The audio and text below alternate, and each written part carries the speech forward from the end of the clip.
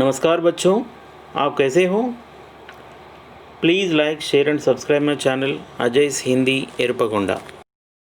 बच्चों, आज हम 8वीं कक्षा का चौथा पाठ कौन कविता के बारे में पढ़ेंगे। चलिए बच्चों, सबसे पहले उन्मुखीकरण, इस चित्र को ध्यान से देखिए। हाँ, इस चित्र में आपको क्या दिखाई दे रहा है?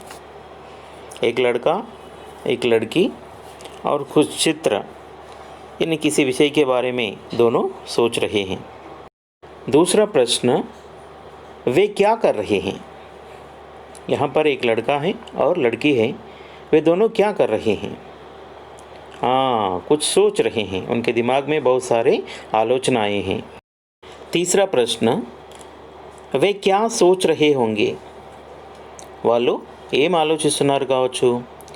यानी किसी विषय के बारे में लड़का इंद्रधनुष, पर्वत, पेड़ पौधे, उसके बारे में लड़की सूरज, नदी और बादल के बारे में सोच रहे होंगे। పిల్లలు వాళ్ళు ఏం ఆలోచిస్తున్నారు కావచ్చు? అబ్బాయి ఇంద్రధనుష్, అతని మనసులో ఎన్నో ఆలోచనలు ఉన్నాయి. ఆ ఆలోచనల్లో ఇంద్రధనుష్, చెట్లు, తర్వాత పర్వతాలు, పక్షులు అవన్నీ ఉన్నాయి. తర్వాత అమ్మాయి యొక్క ఆలోచనల్లో సూర్యుడు, పర్వతాల మధ్య నుంచి సూర్యుడు ఉదయించడం మరియు మబ్బులు, ఇంకా నది ప్రవహిస్తోంది, నదుల గురించి ఇంకా ఆలోచిస్తూ ఉండవచ్చు। कविता पढ़ने से पहले, और इस कविता का लेखक कौन है? बाल स्वरूप राही। कवि का नाम क्या है? बाल स्वरूप राही। इसका जीवन काल है जन्म 1936, 36 मानी 36, 1936లో जन्मिंचाడు। इनकी रचनाएं हैं सूरज का रथ आदि, सूरज का रथ, और इन्हें पुरस्कार भी मिले हैं। पुरस्कार कई बाल साहित्य पुरस्कार, బాల సాహిత్యం అని పిల్లల కోసం, బాల సాహిత్యం పిల్లల కోసం కథలు, కొన్ని రకాల స్టోరీస్ని రాయడం జరిగింది। దానివల్ల ఇతనికి కొన్ని పురస్కారాలు, అవార్డ్స్ కూడా రావడం జరిగింది। बच्चों, कविता का गायन करेंगे।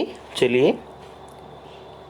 अगर न होता चांद रात में हमको दिशा दिखाता कौन, अगर न होता सूरज दिन को सोने सा चमकाता कौन,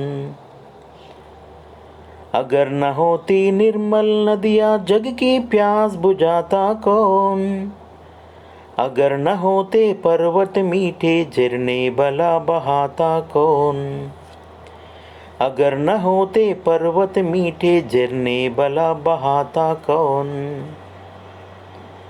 अगर न होते पेड़ भला फिर हरियाली फैलाता कौन, अगर न होते फूल बताओ खिल खिल कर मुस्काता कौन, अगर न होते फूल बताओ खिल खिल कर मुस्काता कौन, अगर न होते बादल नभ में इंद्रधनुष रच पाता कौन, अगर न होते हम तो बोलो ये सब प्रश्न उठाता कौन, अगर न होते हम तो बोलो ये सब प्रश्न उठाता कौन, ये सब प्रश्न उठाता कौन। बच्चों, इस कविता का भावार्थ देखिए। पहला कविता जो है क्या है? अगर न होता चांद रात में हमको दिशा दिखाता कौन।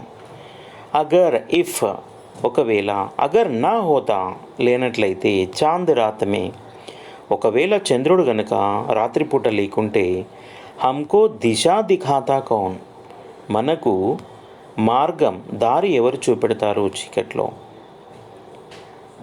అగర్ న హోతా సూరజ్ దిన్ కో సోనే సా చమ్కాతా కౌన్, అగర్ సూరజ్ న తో నా హోతా తో ఒకవేళ సూర్యుడే గనుక లేనట్లయితే क्या होता है?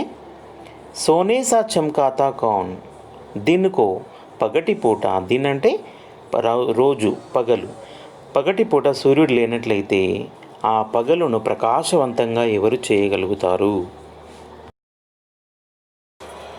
और नेक्स्ट, और उसके बाद में अगर न होती निर्मल नदियाँ जग की प्यास बुझाता कौन, अगर न होती निर्मल नदियाँ, निर्मल ప్రశాంతమైనటువంటి నిర్మలమైనటువంటి ఈ నదులే గనుక లేనట్లయితే జగ్కి ప్యాస్ బుజాతా కౌన్, జగ్ ఈ ప్రపంచం యొక్క దాహాన్ని ఎవరు తీరుస్తారు?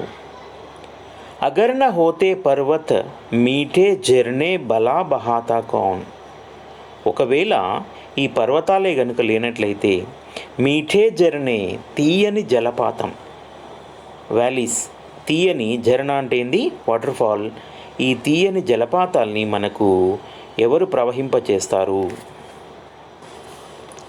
అగర్ న హోతే పేడ్ భలా ఫిర్ హర్యాలీ ఫైలాతా కౌన్, ఒకవేళ ఈ చెట్లే గనుక లేనట్లయితే హర్యాలీ గ్రీనినెస్ పచ్చదనాన్ని ఎవరు వ్యాపింపచేస్తారు?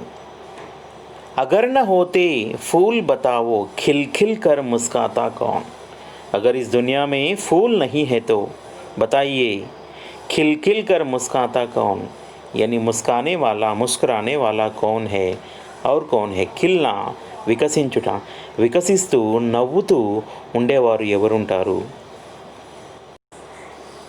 అగర్ న హోతే బాదల్ నభ్ మే ఇంద్రధనుష్ రచ పాతా కౌన్, అగర్ న హోతే బాదల్ నభ్ మే, ఒకవేళ నబ్ ఆకాశం, ఆకాశంలో గనుక మేఘాలే లేనట్లయితే ఇంద్రధనుష్ రచ పాతా కౌన్, ఈ ధనస్సుని ఎవరు ఏర్పాటు అయ్యేలా చేస్తారు?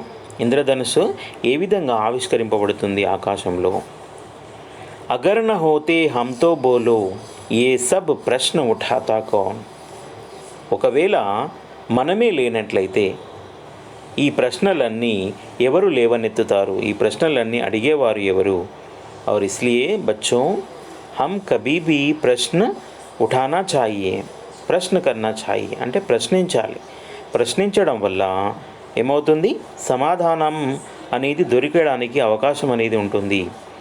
कभी कभी हम जो भी विषय के बारे में जिस विषय के बारे में हमें मालूम नहीं है उस विषय के बारे में पूछताछ करके प्रश्न करके और उस प्रश्न का समाधान हम पा सकते हैं. ప్రశ్నించడం వల్ల మనకు అనేక సమాధానాలు అనేవి దొరుకుతాయి. బచ్చోं శబ్దార్థ देखिए.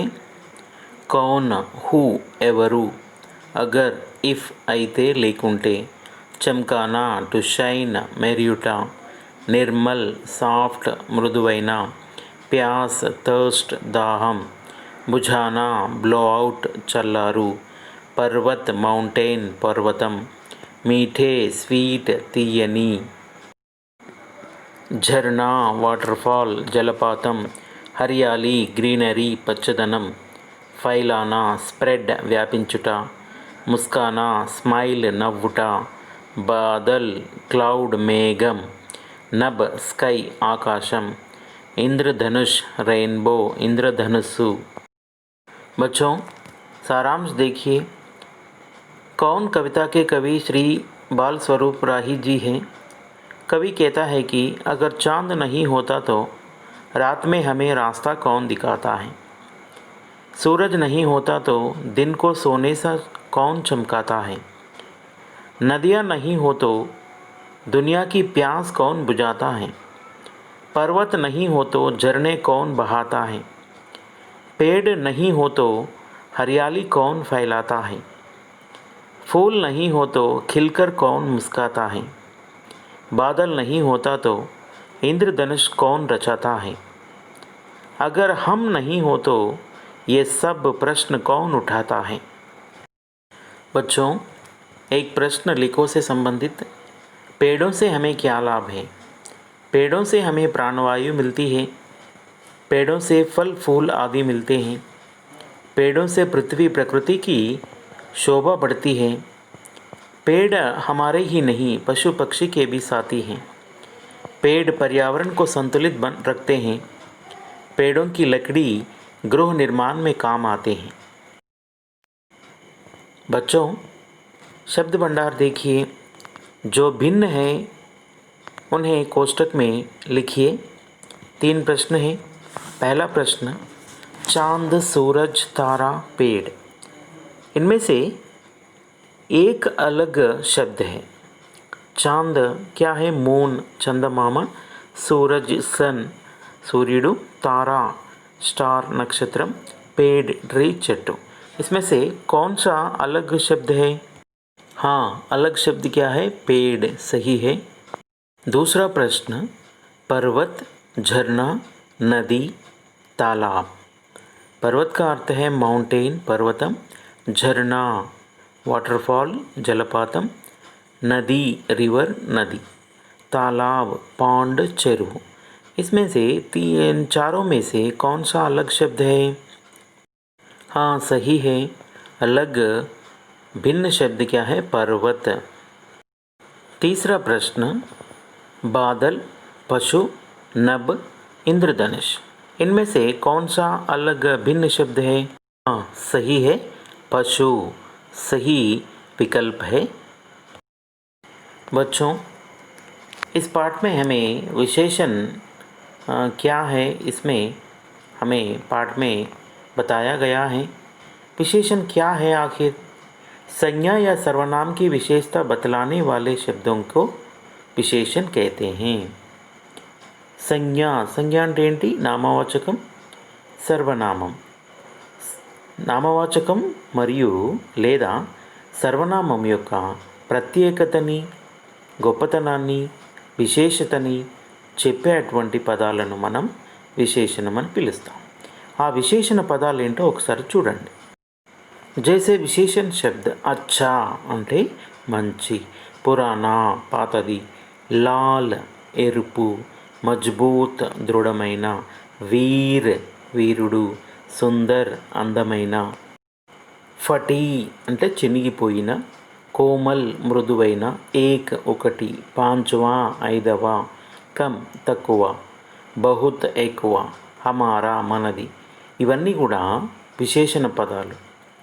అంటే సంజ్ఞ ఒక నామవాచకం యొక్క, సర్వనామం యొక్క ప్రత్యేకతని, గుణాన్ని, దాని యొక్క విశేషతని తెలియజేసేటువంటి దాన్ని విశేషణం అంటాం.